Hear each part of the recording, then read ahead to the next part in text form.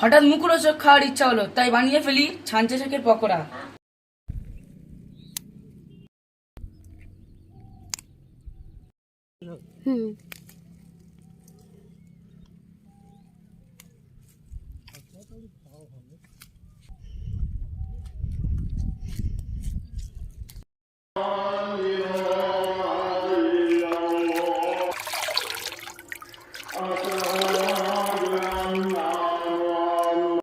তো আমি বেসন দিয়ে থেকে আমি হলুদ লঙ্কার গুঁড়ো ছড়িয়ে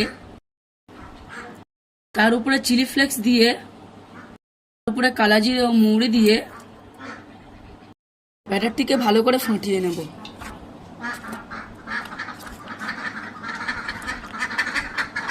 এবার এক এক করে ব্যাটারে চুবিয়ে নিয়ে গরম তেলে ভেজে নিলেই হয়ে যাবে আমার পকোড়া।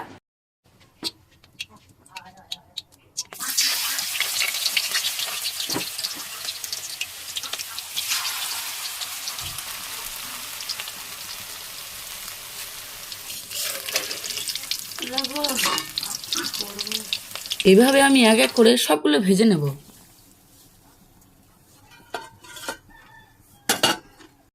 বন্ধুরা, আমার পকোড়াটা কত ক্রিস্পি হয়েছে একবার দেখুন তো, একটা খেয়ে দেখাই।